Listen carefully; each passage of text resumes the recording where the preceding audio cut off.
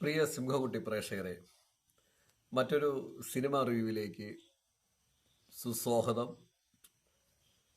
ഞാൻ നുബോക്സോളോ. ഇന്ന് ഫാമിലിയായിട്ട് ഒരു സിനിമ കണ്ടു. തലൈവ തലൈവി. തലൈവ തലൈവി തമിഴ് മൂവിയാണ്. നമ്മുടെ വിജയ് സേതുപതി, പിന്നെ നിത്യാമേനോൻ, രണ്ടുപേര് പ്രധാന കേന്ദ്ര കഥാപാത്രങ്ങളായിട്ട് വന്നുകൊണ്ടിട്ടുള്ള അഭിനയിച്ചിരിക്കുന്ന ഒരു അത്യാവശ്യം മോശമില്ലാത്ത ഒരു ബഡ്ജറ്റ് മൂവിയാണ്. ഈ സിനിമ കണ്ടു. എൻ്റെ 2 മണിക്കൂറും 24 മിനിറ്റും ഒന്നുമാണ് ഈ സിനിമ. ഫാമിലിയായിട്ട് പോയി കണ്ടു. സിനിമയെക്കുറിച്ചിട്ടുള്ള എൻ്റെ അഭിപ്രായം എന്തെന്ന് ചോദിച്ചാൽ, ഈ പടം എങ്ങനെ എന്ന് ചോദിച്ചു കഴിഞ്ഞാൽ, ഈ പടം നല്ല രസികൻ സിനിമ. 2.5-2.5 മണിക്കൂർ നമുക്ക് തിയേറ്ററിൽ വളരെ രീതിയിൽ എൻ്റർടൈൻമെൻറ്റ് ചെയ്യാൻ പറ്റിയ ഒരു പടം. അത് ഫാമിലിയായിട്ട്, വിത്ത് ഫാമിലിയായിട്ടായാലും കുടുംബമായിട്ടല്ലാതെയും സുഹൃത്തുക്കളായിട്ടും ആർക്കും പോയി എൻ്റർടൈൻമെൻറ്റ് ചെയ്യാൻ പറ്റിയ ഒരു എക്സലൻറ്റ് എൻ്റർടൈൻമെൻറ്റ് മൂവിയാണ് തലൈവ തലൈവി. ആ രീതിയിലാണ് പടം ചെയ്യുന്നത്. യോഗി ബാബുവിൻ്റെ തമാശകൾ, പിന്നെ അത്യാവശ്യം ജൂനിയർ ആർട്ടിസ്റ്റുകളുടെ കിടുക്കം പെർഫോമൻസ്, പടത്തിന് ചേർന്ന ആർട്ട് ഡയറക്ഷൻ, പടത്തിന് ചേർന്ന എക്സലൻ്റ് സംഗീതം, നല്ല സ്ക്രിപ്റ്റ്, ഒപ്പം നല്ല രീതിയിൽ എടുത്തിരിക്കുന്ന വിഷ്വൽ എന്ന് പറഞ്ഞാൽ ആ പർട്ടിക്കുലറിനകത്ത് നിന്ന് എടുത്തിരിക്കുന്ന നല്ല വിഷ്വലൈസേഷൻ, പിന്നെ നല്ല വസ്ത്രാലങ്കാരം, നല്ല ക്യാമറ മൂവ്മെൻറ്റ്, നല്ല ആക്ഷൻ കോറിയോഗ്രാഫി. ആ പടത്തിന് എന്താണോ ആവശ്യമുള്ള അത്രയ്ക്കുള്ള ആക്ഷൻ കോറിയോഗ്രാഫി. ഇതിനെല്ലാം ഉപരി നല്ല ആർട്ട് ഡയറക്ഷൻ. കാരണം ഒരു ഹോട്ടലിനകത്ത് ഉള്ള പരിപാടിയാണ്. ആ നല്ല ആർട്ട് ഡയറക്ഷൻ. ഇങ്ങനെ ടോട്ടാലിറ്റിയിൽ എടുത്തു കഴിഞ്ഞാൽ നല്ല സാമ്പാർ, എല്ലാ വെജിറ്റബിൾസും ചേർത്തൊരു സാമ്പാർ ഉണ്ടാക്കി എങ്ങനെയിരിക്കും, അല്ലെങ്കിൽ നിങ്ങൾ എല്ലാ വെജിറ്റബിൾസും ചേർത്തൊരു നല്ല അവിയൽ ഉണ്ടാക്കി എങ്ങനെയിരിക്കും, അങ്ങനെ നമ്മൾ എടുത്തു കഴിഞ്ഞാൽ എടുത്താൽ ഉള്ള ഒരു നല്ല ഹെൽത്തി ആയിട്ടുള്ള ഒരു എൻ്റർടൈൻമെൻറ്റ് മൂവിയാണ് തലൈവ തലൈവി. ഞങ്ങൾ കുടുംബമായിട്ട് കണ്ടു. എൻ്റെ അഭിപ്രായം മാത്രമല്ല, വൈഫിൻ്റെ അഭിപ്രായവും മകൻ്റെ അഭിപ്രായവും നല്ല എക്സലൻ്റ് ഫിലിം എന്നാണ്. അവർക്കൊക്കെ നന്നായി ഇഷ്ടപ്പെട്ടു. അതാണ് ഞാൻ നിങ്ങളടുത്ത് പറഞ്ഞത്. നിങ്ങൾക്ക് കുടുംബമായിട്ടും സുഹൃത്തുക്കളായിട്ടും അല്ലാതെയും പോയി തിയേറ്ററിൽ പോയി 2.5 മണിക്കൂർ എൻജോയ് ചെയ്തിറങ്ങാൻ പറ്റിയ ഒരു സിനിമയാണ് തലൈവ തലൈവി. പ്രേക്ഷകർക്കൊക്കെ ഞാൻ പറയണു, തിയേറ്ററിൽ പോയി തന്നെ ഈ സിനിമ കാണുക. തിയേറ്റർ മസ്റ്റ് വാച്ച് തന്നെയാണ്. തിയേറ്റർ നിങ്ങൾ എൻജോയ് ചെയ്ത് വാച്ച് ചെയ്യാൻ പറ്റിയ ഒരു സിനിമ തന്നെയാണ്. ഒരു സിനിമാ നിരൂപകൻ എന്നുള്ള നിലയ്ക്ക്, ഒരു സിനിമ കാണുന്നുള്ള നിലയ്ക്ക് എനിക്ക് നല്ല അഭിപ്രായം തന്നെയാണ് ഈ സിനിമയെക്കുറിച്ച് പറയുന്നതും. കാരണം ഇത് എൻ്റെ അഭിപ്രായം മാത്രമല്ല. ഇപ്പം ഞാൻ ഇത്രയും രീതിയിൽ പറയുമ്പോൾ കുടുംബത്തിൻ്റെയും എൻ്റെ കൂടെ വരുന്നവരുടെയൊക്കെ അഭിപ്രായം തേടാറുണ്ട്. അവരുടെ അഭിപ്രായം കൂടി തേടിയിട്ടാണ് ഞാൻ ഇങ്ങനെ പറയുന്നത്. നല്ലൊരു എൻ്റർടൈൻമെൻറ്റ് മൂവി, നല്ലൊരു ഹൈക്ക് എന്ന് പറഞ്ഞാൽ നല്ല രസകരമായി കണ്ടിരിക്കാൻ പറ്റിയ ഒരു മൂവി തന്നെയാണ് തലൈവ തലൈവി. ഇതൊരു കോമൺ അഭിപ്രായമാണ് ഞാൻ പറഞ്ഞത്. ഇനി എൻ്റെ വ്യക്തിപരമായ അഭിപ്രായത്തിലോട്ട് വന്നാൽ, ഞാനൊരു ബ്ലോഗർ എന്നുള്ള നിലയ്ക്ക്, സിനിമാ നിരൂപകൻ എന്നുള്ള നിലയ്ക്ക്, സിനിമ ഇഷ്ടപ്പെടുന്നെന്നുള്ള നിലയ്ക്ക്, നാളെ ഒരു സിനിമ ചെയ്യണമെന്ന് ആഗ്രഹിക്കണം നിലയ്ക്ക്, പല സിനിമകളും ഞാൻ ചെയ്യാൻ ശ്രമിച്ചിട്ടുണ്ട്, നടന്നിട്ടില്ല. കോവിഡ് സിറ്റുവേഷനൊക്കെ വന്നു മാറി. 5 കോടി ബഡ്ജറ്റിൽ RBR ചെയ്യാൻ ശ്രമിച്ചു. പൂജയൊക്കെ കഴിഞ്ഞാണ്, നടന്നില്ല. അത് പിന്നെ പെട്ടിയിലായി. കോവിഡ് സിറ്റുവേഷൻ്റെ വിഷയമായി. പിന്നെ ചെറിയൊരു മിനി മൂവി, അതിൻ്റെ പ്രോജക്റ്റ് പണി ഞാൻ നടന്നുകൊണ്ടിരിക്കുകയാണ്. The cool drink. അത് എന്തായാലും പുറത്തു കൊണ്ടുവരും അധികം കാലത്തിന് മുൻപ്. കാരണം സിനിമ ഇനി എന്നെ കൊണ്ട് നടക്കുമെന്ന് തോന്നുന്നില്ല. കാരണം ഇനി വലിയ ബഡ്ജറ്റിൽ RBR 4-5 കോടി ബഡ്ജറ്റ് ചെയ്ത സിനിമ ഇനി അത് ചെയ്യണമെങ്കിൽ 15-20 കോടി രൂപ വേണം. അത് ചിന്തിക്കാൻ പറ്റൂല. പിന്നെ കട്ടക്കടുപ്പ് കാതൽ എന്ന് പറഞ്ഞൊരു സിനിമ, അതൊരു 250 കോടി രൂപയെങ്കിലും മിനിമം ബഡ്ജറ്റ് ഇല്ലാതെ ചെയ്യാൻ മിനിമം ബഡ്ജറ്റ് 250 കോടിയെങ്കിലും ഉണ്ടെങ്കിലേ ചെയ്യാൻ പറ്റുള്ളൂ. അപ്പോൾ അതുകൊണ്ട് തന്നെ സിനിമ ചെയ്യണം എന്ന് ആഗ്രഹിക്കുന്ന ഒരാളെന്നുള്ള നിലയ്ക്കുള്ളത് കൊണ്ടാണ് ഞാൻ പറഞ്ഞത്. അപ്പോൾ അതുകൊണ്ട് എൻ്റെ ചില അഭിപ്രായങ്ങൾ ഈ സിനിമയിൽ എൻ്റെ അഭിപ്രായങ്ങൾ ഞാൻ പറയുന്നുണ്ട്. കാരണം ടോട്ടാലിറ്റിയിൽ നല്ല 100% എൻ്റർടൈൻമെൻറ്റ് മൂവിയാണ് തലൈവ തലവി. 100% ഫുള്ളി എൻ്റർടൈൻമെൻറ്റ്. നിങ്ങൾക്ക് നല്ല ജോളിയായിട്ട് ഫാമിലി ആയിട്ട് ഇരുന്നിട്ട് സ്റ്റൈലിഷായിട്ട് കണ്ടുവരാം. കുട്ടികൾക്കും പോവാം, എല്ലാവർക്കും പോവാം, ആർക്കും ബോറൊന്നും അടിക്കില്ല. നല്ല പടം. എൻ്റെ അഭിപ്രായത്തിലോട്ട് ഇറങ്ങിക്കഴിഞ്ഞു കഴിഞ്ഞാൽ ഈ പടത്തിലെ ഒന്ന് രണ്ട് ഞാൻ കണ്ട നെഗറ്റീവ് പറയാം. കാരണം അതൊരു നെഗറ്റീവ് അല്ല. ഇന്ത്യൻ സംസ്കാരത്തിലോ ഇന്ത്യയുടെ കൾച്ചറിലോ ഇന്ത്യയുടെ ഒരു ഇതിലോ അതൊരു നെഗറ്റീവ് അല്ല. പക്ഷെ എനിക്ക് നെഗറ്റീവായി തോന്നിയ കാര്യങ്ങൾ ഞാൻ കാര്യമാണ്. കാരണം ഈ സിനിമയുടെ കഥ നന്നായിട്ട് പറയുകയും കഥാപാത്രം മുന്നോട്ട് പോവുകയും എൻ്റർടൈൻമെൻ്റ് ആയിട്ട് പോകുമ്പോഴും ഇതിനകത്ത് അന്ധവിശ്വാസങ്ങൾ ധാരാളമായിട്ട് യാഥാർത്ഥ്യമായിട്ട് നടക്കും എന്ന് പറയുന്ന രീതിയിൽ പ്രതിഫലിപ്പിക്കുന്നുണ്ട്. 90% മനുഷ്യരും അതിൻ്റെ പുറകിലാണ്. അങ്ങനെയാണ് ഈ കഥ പോണത് കംപ്ലീറ്റ്. പടത്തില് എല്ലാം തന്നെയും അന്ധവിശ്വാസത്തിൻ്റെ ഒരു ചേരുംപടി ചേർത്തിട്ടുണ്ട് സ്ക്രിപ്റ്റിൽ. അത് പ്രേക്ഷകർക്ക് ഇഷ്ടമുള്ളതുകൊണ്ട് തന്നെയാണ് സ്ക്രിപ്റ്റ് ഡയറക്ടർ ചേർക്കുന്നത്. അതിൽ തെറ്റില്ല. പ്രേക്ഷകരും അങ്ങനെ തന്നെയാണ്. നമ്മളെ ജനവും 90% അത്തരം വിശ്വാസങ്ങളിൽ അഡിക്റ്റഡുമാണ്. ഞാനത് ക്രോസ് ചെയ്യുന്നില്ല. എനിക്ക് തോന്നിയ നെഗറ്റീവാണ്. പക്ഷെ അത് ഇതിൽ അമിതമായി കുത്തിവെച്ചിട്ടുണ്ടെന്ന് എനിക്ക് തോന്നി. കാരണം പടത്തിൻ്റെ എല്ലാ സൈഡിലും സന്യാസിമാരെയും ക്ഷേത്രങ്ങളിലും മറ്റു കാര്യങ്ങളുമായിട്ട് ബന്ധപ്പെടുത്തിക്കൊണ്ട് നായികയെ സ്ട്രഗിൾ ചെയ്യിക്കുന്നുണ്ട്, നായകനെ സ്ട്രഗിൾ ചെയ്യിക്കുന്നുണ്ട്, ഇവരുടെ ഫാമിലിയെ സ്ട്രഗിൾ ചെയ്യിക്കുന്നുണ്ട്. ഈ സ്ട്രഗിളിങ് എല്ലാം നടക്കുന്നത് ഈ അന്ധവിശ്വാസമായിട്ട് ബന്ധപ്പെട്ടിട്ട് ഉള്ള രീതിയിലാണ്. അതാണ് പടത്തിലെ കഥാപാത്രം എങ്ങനെ പെരുമാറുന്നു എന്നുള്ളതല്ല ഞാൻ ഇപ്പോഴും പറയുന്നത്. കഥാപാത്രത്തെ അങ്ങനെ പെരുമാറാൻ വയ്ക്കുന്നത് അടിസ്ഥാനപരമായിട്ട് നിങ്ങൾ വളരെ ഡീപ്പായിട്ട് കഥയിലുണ്ട്. പ്രേക്ഷകർക്ക് അത് മനസ്സിലാവണമെന്നില്ല. പ്രേക്ഷകർ എപ്പോഴും സാധാരണ വിശ്വാസങ്ങളുമായിട്ട് ബന്ധപ്പെട്ട് അങ്ങനെ ത്രില്ല് ചെയ്ത് സിനിമ കണ്ടിട്ട് ഇറങ്ങി പോകും. പക്ഷെ ഈ കഥാപാത്രം എങ്ങനെ അങ്ങനെ ആകുന്നു, അങ്ങനെ ആക്കപ്പെടുന്നു എന്ന് ചോദിച്ചാൽ അതിനകത്തൊരു ട്രാപ്പ് ഉണ്ട്. ആ ട്രാപ്പ് എന്ന് പറയുന്നത് ഈ വിശ്വാസങ്ങളുമായിട്ട് ബന്ധപ്പെട്ട് നിൽക്കുന്നതാണ്. അതിനകത്ത് സന്യാസി തന്നെ ഒരു സന്യാസി അഡ്വാൻസ് ആയിട്ട് പറയുന്നു. പിന്നെ ആ അഡ്വാൻസ് ആയിട്ട് പറയുന്നതായിട്ട് ബന്ധപ്പെട്ടിട്ടാണ് കഥ ഇത് ചെയ്യണത്. പിന്നെ അതിനകത്ത് ജാതകം കോർഡിനേറ്റ് ചെയ്യുന്നു. ജാതകം കോർഡിനേറ്റ് ചെയ്തിട്ട് കഥാപാത്രം ബൂസ്റ്റ് ചെയ്യുന്നു. ഇതിൽ ഈ രീതിയിൽ വരുമ്പോൾ കഥാപാത്രങ്ങളെല്ലാം കൺഫ്യൂസ്ഡ് ആവുകയാണ്. അവർ അധ്വാനിച്ച് ജീവിക്കുന്ന ഒരു ഫാമിലി എന്ന് വെച്ചോളൂ. അതിനകത്തിട്ട് ഇവര് വന്നിട്ട് ഇവര് പലതും പറയുന്നു, പ്രവചിക്കുന്നു എന്നാണ് പറയണത്, പ്രവാചകർ എന്ന് വേണമെങ്കിൽ നമുക്ക് പറയാം.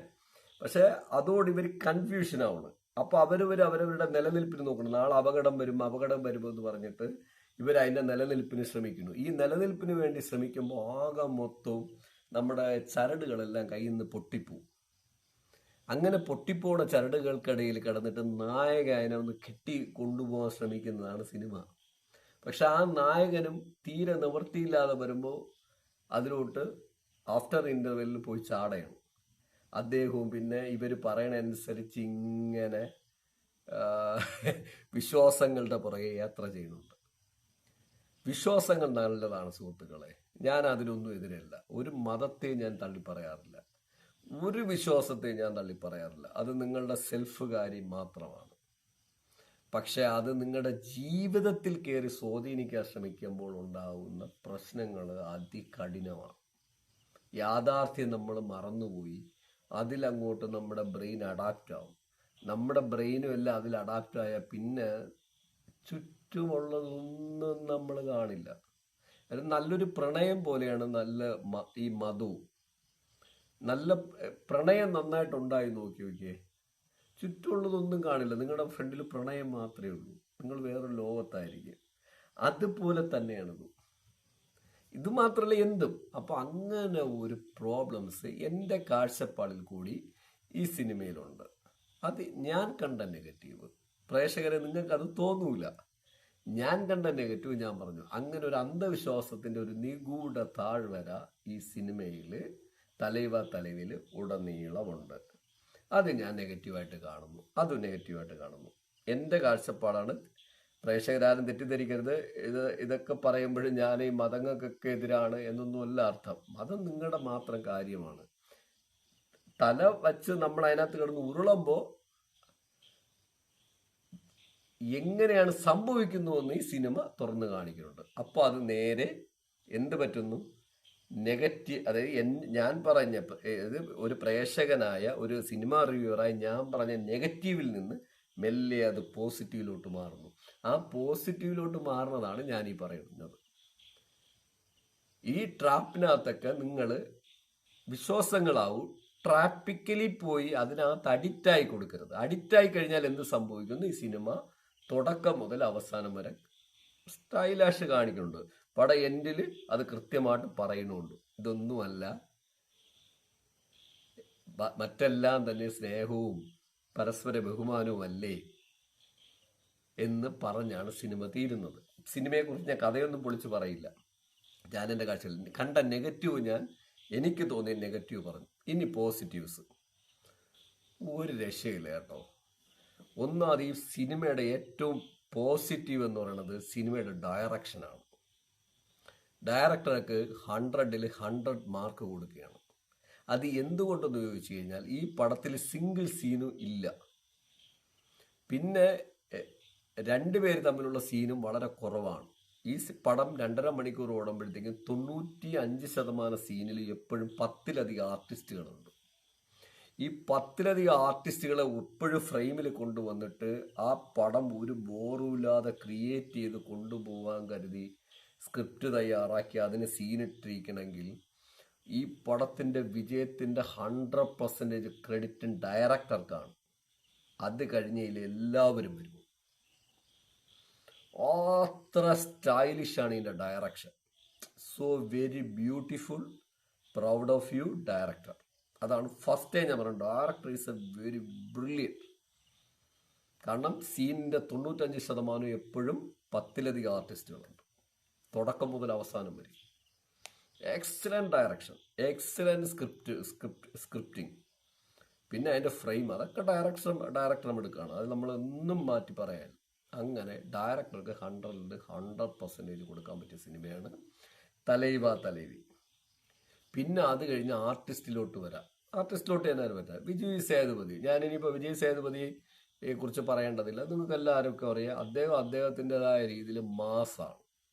അദ്ദേഹം അതിൻ്റെ മാസിങ്ങിൻ്റെ അങ്ങേറ്റം ഈ ഫിലിമിൽ ചെയ്തിട്ടുണ്ട്. ആ രീതിയിൽ എക്സലൻ്റ് ആണ്. വിജയ് സേതുപതി പൊളിച്ചിട്ടുണ്ട്. വിജയ് സേതുപതിയെക്കാളും 10 മടങ്ങ് മുകളിലെങ്കിലും നിൽക്കും. 10 മടങ്ങ് മുകളിൽ നിൽക്കും വിജയ് സേതുപതിയുടെ പേരാട്ട് അഭിനയിച്ചിരിക്കുന്ന നിത്യ മേനോൻ. നിത്യ മേനോൻ നാഷണൽ അവാർഡ് 2-3 വാങ്ങേണ്ട നടി തന്നെയാണ്. വിജയ് സേതുപതി 5-10 നാഷണൽ അവാർഡ് വാങ്ങേണ്ട നടനാണ്. ഞാൻ ഈ സിനിമയെ കുറിച്ചാണ് പറഞ്ഞത്. അയ്യോ, ഒരു രക്ഷയില്ലട്ടെ. എന്താ നിത്യ നിങ്ങളുടെ അഭിനയം! നിങ്ങൾ എവിടെയും പോയിക്കൊണ്ടിരിക്കുകയാണ്. നിങ്ങൾ വേറെ ലെവലാണ്. സോ നിങ്ങളൊരു മലയാള നടിയാണ്, പക്ഷെ നിങ്ങൾ തമിഴിൽ കാണിക്കുന്ന പെർഫോമൻസ്, തെലുങ്കിലെടുക്കുന്ന പെർഫോമൻസ്, നിങ്ങൾക്ക് ഇനി 100 കഥാപാത്രങ്ങൾ കിട്ടട്ടെ. So very beautiful, very excellent. Your performance is a very brilliant. എന്തുകൊണ്ട് താങ്കൾക്ക് നാഷണൽ അവാർഡ് വന്ന് കിട്ടുന്നില്ല എന്നേ ഞാൻ ചോദിക്കുന്നുള്ളൂ. അതായത് മറ്റ് കഥാപാത്രങ്ങളോട് താമസിക്കാതെ അത്ര സ്റ്റൈലായിട്ട് നിത്യ മേനോൻ അഭിനയിച്ചിട്ടുണ്ട്. പിന്നെ ഈ പടത്തിൻ്റെ ഒപ്പം പൊയ്ക്കൊണ്ടിരിക്കുന്ന മറ്റ് കഥാപാത്രങ്ങൾ, ഇപ്പം യോഗി ബാബുണ്ട് കോമഡിക്ക്, അദ്ദേഹം നന്നായി ചെയ്തിട്ടുണ്ട്. പിന്നെ യോഗി ബാബുവിന് സപ്പോർട്ട് ചെയ്യുന്ന മറ്റ് വില്ലന്മാർ, യോഗി ബാബുവിന് സപ്പോർട്ട് ചെയ്യണില്ല, കഥാപാത്രങ്ങൾ, ഈ സിനിമയ്ക്ക് വേണ്ടി വില്ലന്മാർ. പിന്നെ ഇതിൻ്റെ കൂടെ ഇനി ഞാൻ കഥയിൽ ഒരു ചെറിയത് പറയാതിരിക്കാൻ ഓർത്തില്ല. ഇതൊരു ഹോട്ടലിനകത്തുള്ള പരിപാടിയാണ്. ഹോട്ടലും വീടുമായിട്ട് നടത്തിക്കൊണ്ടുപോകുന്ന ഒരു ടീമിൻ്റെ പരിപാടിയാണ് ഈ പടത്തിൽ. ഇതിനകത്തൊരു 5-6 കഥാപാത്രമുണ്ട്. ഒന്നാമത് ഈ നമ്മുടെ നായക നടൻ്റെ അമ്മ. ഒരു നിവർത്തിയില്ല ചേച്ചി, നിങ്ങളൊരു പൊളിയാണ് കേട്ടോ. നിങ്ങളുടെ ആ തടിയൊക്കെ വെച്ചിട്ട് എന്ത് സ്റ്റൈലായിട്ട് നിങ്ങൾ അഭിനയിച്ചിരിക്കണമെന്ന് അറിയോ. സോ ക്യൂട്ട് ആൻഡ് ബ്യൂട്ടിഫുൾ ആക്ടേഴ്സാണ് നിങ്ങൾ. ഒന്ന്.